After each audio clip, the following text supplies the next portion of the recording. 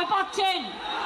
তাহলে অভিষেকের বিরুদ্ধে কত কেস হয়েছে? 400 কেস।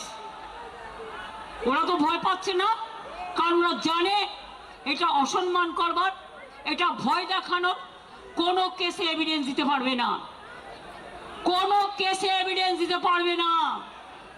প্রথমে বলছে থানায় এসো, তারপরে বলছে একজনকে দিয়ে এফআইআর করে নাও। এতদিন তারা সাধু ছিলেন।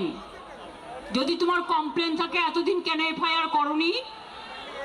হঠাৎ আজকে রাতের অন্ধকারে তোমাকে এফআইআর করাতে হচ্ছে পুলিশ? আমি এই পুলিশকে চিনি না।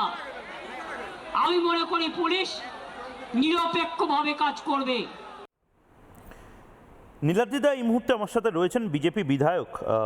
নীলাদ্রিদা, কিছু মনে করবেন না, আর যদি বিজেপি না এসে তৃণমূল আসতো, আমাদের মতন অনেককে বা আপনাদের মতন অনেককে হয়তো নামের আগে ওই চন্দ্রবিন্দু বা প্রয়াত শব্দটা লিখতে হতো, কুচুকাটা করতো, মানে রক্তগঙ্গা বইয়ে দিত। এখানে হ্যাঁ বলি, বিস্মিত হই, সত্যি তাই। অভিষেক বন্দ্যোপাধ্যায়, মমতা বন্দ্যোপাধ্যায় যেভাবে এখন জ্ঞান দিচ্ছে, আমি বলি, আমাকে বলতে দিন। এই 5টা বছর যদি আরো এরা থেকে যেত, তাহলে এই যে বাবার হইল আবার জ্বর সারিল ওষুধে নামগুলি, জাহাঙ্গীর, শাহজাহান, হুমায়ুন, আকবর, বাবর, এই যে বংশধর, এরা যে কি করত, আর এদের আশ্রয়দাতা, প্রশ্রয়দাতা, মদতদাতা কারা ছিল?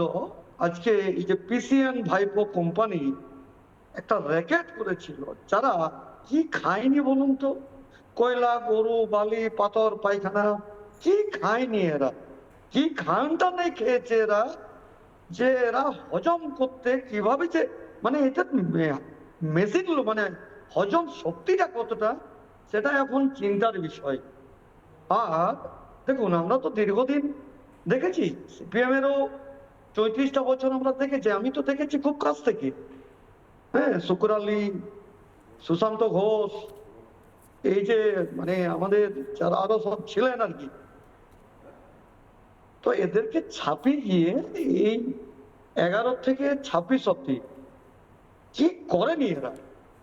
আজকে ওষুধ শুধু নয়, কিডনি থেকে শুরু করে, তারপরেও এখনো অ্যারেস্ট হয়নি। এইটাই বিশ্বাস করুন ময়ূক, আমি বিশ্বাস করুন স্তম্ভিত, সত্যি তাই। যারা বলছে, যে আমাদের বললেন না পিসিমণি আমাদের, যে কেস করেননি কেন, এভিডেন্স কোথায়, এফআইআর কেন করা হয়নি?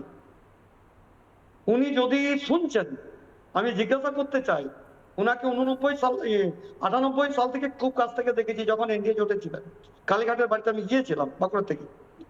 আমাদের এখানে তৎকালীন যিনি কংগ্রেস থেকে ছেড়ে বেরিয়ে এসেছিলেন, 2 নেতা, তারা কুণ্ডু, তারা প্রয়াত হয়েছে, আর সুনীল দাস, এদের সাথে আমি ছিলাম। আমাদের নেতা ছিলেন প্রণয় চট্টোপাধ্যায়। তো আজকে ভাবতে অবাক লাগছে যে পুলিশ দপ্তরটা কার হাতে রেখেছিলেন। এফআইআর থানাতে গেলে এফআইআর নিত, পুলিশ এফআইআর নিত? বিরোধীদের কোনো স্থান ছিল? মেরে দিয়েছে, সামনে একদম মেরে দিয়েছে। আমাদের 2018 সালের পঞ্চায়েত নির্বাচনে তুলাল বর, ত্রিলোচন মাহাতো, পুরুলিয়া, বাঁকুড়ায় রানীবাঁধে আমাদের অজিত মুর্মু তো লেকচার মারছে, বলছে নোটবুক নিয়ে রাখবো, নোটবুকে নাম লিখে রাখবো, এই অভিষেক বন্দ্যোপাধ্যায় ভাইপো বলে যাচ্ছে। তো আমি বলবো না এরা বেঁচে থাকুক, আর এমন ভাবে বেঁচে থাকুক যে পশ্চিম বাংলার 9 কোটি জনগণ যেন দেখতে পায়, এরা মানে এদের দৃশ্যগুলো যেন দেখতে পায়।